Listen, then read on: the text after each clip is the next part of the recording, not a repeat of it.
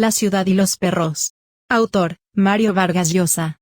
La ciudad y los perros es la primera novela del escritor peruano Mario Vargas Llosa. Ganadora del premio Biblioteca Breve en 1962, fue publicada en octubre de 1963, y ganó el premio de la crítica española. Originalmente el autor la tituló La morada del héroe y luego Los impostores. Su importancia es trascendental, pues abrió un ciclo de modernidad en la narrativa latinoamericana. A la par con otras obras de diversos autores de América Latina, dio inicio al llamado boom latinoamericano. Ha tenido múltiples ediciones y ha sido traducida a decenas de idiomas. Publicación. Mario Vargas Llosa estudió 2 años de educación secundaria en el Colegio Militar Leoncio Prado, entre 1950 y 1951, y esta vivencia o aventura, como él mismo la llama, lo marcó profundamente. Al punto que cuando años después estuvo convencido de que sería escritor, hacia 1956, tuvo muy en claro que su primera novela debía basarse en esa experiencia escolar. Pero razones de tiempo impidieron que entonces se pusiera manos a la obra. Fue recién cuando partió becado a España, cuando pudo disponer de tiempo libre. Comenzó a escribir la novela en el otoño de 1958 en Madrid, en una tasca de Menéndez y Pelayo llamada El Jute, que hoy es un restaurante con otro nombre, y la terminó en el invierno de 1961, en una buhardilla de París. El proceso de escritura y reescritura de esta obra fue muy agobiante. Vargas Llosa lo confesó a Abelardo Oquendo en una carta que le escribió a principios de 1959. En la novela avanzo y me retuerzo. Me cuesta mucho trabajo.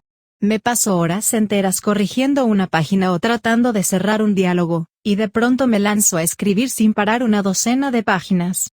No tengo la menor idea acerca de cómo está saliendo, pero me siento embriagado. Escribir es lo único realmente apasionante que existe. El borrador de la novela abarcaba 1200 páginas, y Mario lo presentó a diversas editoriales españolas y latinoamericanas, pero todas la rechazaron.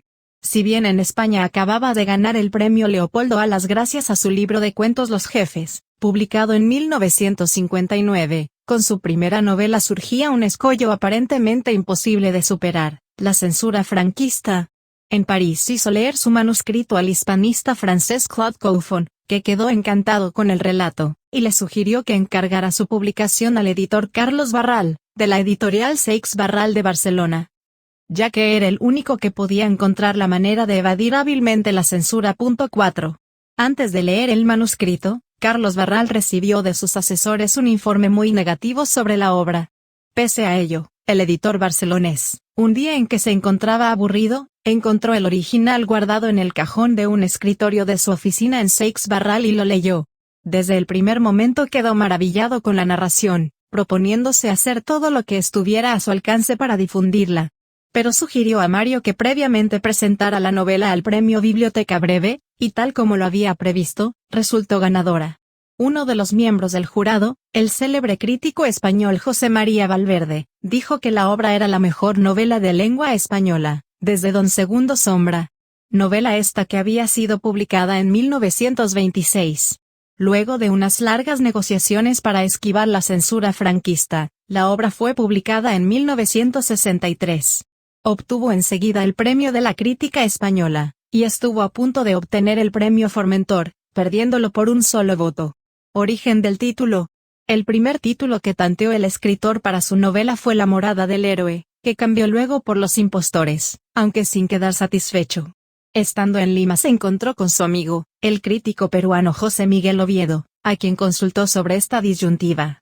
Oviedo, que ya había leído la obra con un grupo reducido de amigos, sugirió el nombre de la ciudad y las nieblas. Por alusión a la niebla que siempre cubre la zona costera donde se halla el colegio militar, y que es aludida frecuentemente en la novela. Como no convencía a Mario, entonces Oviedo se sacó de la manga otro nombre, La ciudad y los perros, por alusión a los perros o cadetes de tercer año, personajes de la novela. Mario, entusiasmado, exclamó entonces, ese es el título, y así fue como quedó bautizada la primera novela del escritor. Argumento. La obra está ambientada en el Colegio Militar Leoncio Prado, donde adolescentes y jóvenes internos reciben formación escolar secundaria bajo una severa disciplina militar. Se narran las diferentes historias de unos muchachos que descubren y aprenden a convivir con una forma de vida alienante que no les permite desarrollarse como personas, y donde se les somete y humilla. No obstante, a través de este sistema, algunos encuentran la fortaleza necesaria para asumir sus retos. Vargas Llosa critica la forma de vida y cultura castrenses, donde se potencian valores determinados, agresividad, valentía, hombría, sexualidad, etc., que mutilan el desarrollo personal de los muchachos de ese internado. Con gran profusión de personajes, las vidas de estos se van entrecruzando, hasta tejer el tapiz de la obra. El nudo del relato se concentra en torno al robo de las preguntas de un examen, que es delatado por un cadete apodado el Esclavo, quien luego muere, presumiblemente a manos de otro cadete apodado el Jaguar. Otro cadete, el Poeta, tratará infructuosamente de denunciar al Jaguar. Todo ello enfrentará a los cadetes entre sí, y a todos ellos con las autoridades del colegio, que son a la vez oficiales del ejército. El epílogo de la novela certifica lo que ha sido el colegio para los protagonistas, una estación de paso que los ha formado o deformado, para integrarlos a la sociedad civil. Escenarios. El escenario principal es el Colegio Militar de Lima, cercano al mar y rodeado de descampados o chacras. La entrada principal del colegio, vigilada por un puesto de guardia, es llamada La Prevención, que es a la vez el nombre de la edificación donde son consignados, castigados con reclusión, los cadetes. Cerca se halla un patio exterior donde está la estatua del héroe Leoncio Prado. Desde La Prevención se divisan 3 bloques de cemento donde están las cuadras de tercero, cuarto y quinto año. Más adentro se halla un estadio, la pista de atletismo y unas tribunas de madera desvencijadas, también una piscina, ante la cual se alza una construcción sostenida por 4 columnas, conocida como la Glorieta. Otros escenarios son los barrios de Lima, donde viven los personajes principales, el distrito de Lince, el Esclavo, y el distrito de Miraflores, Alberto Fernández. También la calle Guática en el distrito de La Victoria, sede del burdel más famoso de la capital. En las historias alternas del Poeta y del Esclavo se mencionan otras arterias principales de Lima, la avenida Nicolás de Piérola, la avenida Alfonso Ugarte, la avenida Salaberry, así como algunas de las principales plazas capitalinas. El escenario de las historias alternas del Jaguar es el distrito de Bellavista y otros sectores del Callao. Técnica. La trama central y lineal del relato empieza in media res, es decir, en plena acción medular de la novela, que se inicia con el robo de las preguntas del examen de química. Sin embargo, el relato en su conjunto no es lineal, pues en torno a la trama central se intercalan episodios cronológicamente anteriores, y que están relacionados con la vida de los principales protagonistas, Ricardo Arana el Esclavo, Alberto Fernández el Poeta y un tercero no identificable por el momento, pero que después se descubrirá como el Jaguar. Estos episodios o historias paralelas se remontan a la época en que los cadetes ingresan por primera vez al colegio militar, pero a través de la técnica de flashback o analepsis retroceden aún más en el tiempo. Cuando los protagonistas eran todavía niños, en los meses, e incluso años, previos a su ingreso a dicho colegio. El relato, en su conjunto, se desenvuelve pues en distintas épocas y lugares. Con esta múltiple exposición de sucesos se enriquece la trama central. Sinopsis. La obra narra las vivencias de los alumnos internos del Colegio Militar Leoncio Prado, en especial de Alberto Fernández el Poeta, el Jaguar, Ricardo Arana el Esclavo, el Serrano Cava, el Boa, el Rulos, el Brigadier Arróspide y el Negro Vallano, los cuales cursan el último año de secundaria, primera sección, y están deseosos de salir de una vez del hoyo en donde se encuentran. De todos ellos, el más apocado es Ricardo Arana, por lo que siempre resulta humillado por sus congéneres, recibiendo por ello el apodo de El Esclavo. Es el único que no logra adaptarse, y se siente ajeno a todo el colegio a pesar de convivir día y noche con sus compañeros en las aulas y en las cuadras, dormitorios. Todos los días los alumnos se levantan temprano para formarse y recibir sus clases. El teniente Gamboa dirige la formación, y castiga a los 3 últimos en alinearse. El estilo de vida de los internos es pesado y denigrante para algunos. La narración se remonta a tiempo atrás, cuando Alberto Fernández y sus compañeros recién ingresan al colegio para cursar el tercer año de secundaria, y reciben el bautismo por parte de los alumnos de cuarto, del que también participan los de quinto. Este bautismo consistía en tratarlos de forma denigrante frente a los miembros del colegio como a perros, apelativo con que se les conocía a los alumnos de grados inferiores. El jaguar es el único al que no le pueden bautizar, pues se opone con violencia e incluso vence en la pelea a un alumno de cuarto. Como el bautismo duraba un mes, el jaguar y los alumnos de su misma sección deciden formar un círculo, para defenderse y vengarse de los alumnos de cuarto año. El círculo es descubierto por el teniente Gamboa y toda la sección es castigada. No obstante, el jaguar mantiene el grupo, pero reducido a sus 3 amigos más cercanos, el serrano Cava, el Rulos y el Boa. Todos ellos, entre otras hazañas, roban uniformes para revenderlos, organizan el ingreso de licor y material prohibido en el colegio, revistas eróticas, cigarrillos, etc., realizan juegos de dados y naipes. Y planifican el robo de las respuestas de los exámenes. La novela empieza precisamente en el momento en que se realiza el robo del examen de química. Pero el serrano Cava, a quien se le encarga tal misión, no tiene cuidado y rompe el vidrio de una ventana, por lo que los del círculo temen ser descubiertos. Sin embargo, confían en que todos sean discretos y no delaten nada. Pero esa misma noche, el esclavo y Alberto se hallan de imaginarias, guardias por turnos, y se enteran del robo. Alberto y el esclavo empiezan a hacerse amigos y se cuentan sus intimidades. El esclavo deseaba salir el fin de semana para visitar a una chica llamada Teresa, vecina suya, de la que estaba enamorado, pero a la que aún no se atrevía a declararse. Alberto, conocido como el poeta, era muy solicitado por los cadetes para escribir cartas de amor a las enamoradas y novelitas eróticas, y el esclavo le pide que le escriba unas cuantas cartas. Durante el examen de química, un papel enrollado con las respuestas del examen cae en la carpeta de Alberto, pero Gamboa lo descubre y ordena al responsable ponerse de pie. El esclavo se levanta declarándose culpable, y Gamboa le confina a no salir el fin de semana. Ese mismo sábado Alberto decide aprovechar su salida para ir donde la célebre Pies Dorados, una meretriz del Girón Ática, en el distrito de La Victoria, al mismo tiempo se ofrece para llevar una carta del esclavo para Teresa, quien vivía en el distrito de Lince.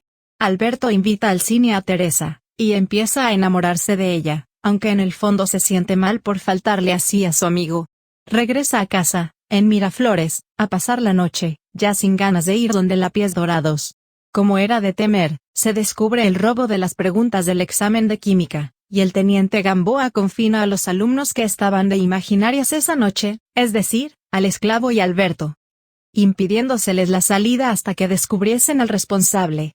El esclavo, quien ya tenía una seguidilla de confinamientos, no aguanta más el castigo y en vez de tirar contra, salir furtivamente del colegio, prefiere delatar al culpable, Cava. Este es degradado y expulsado.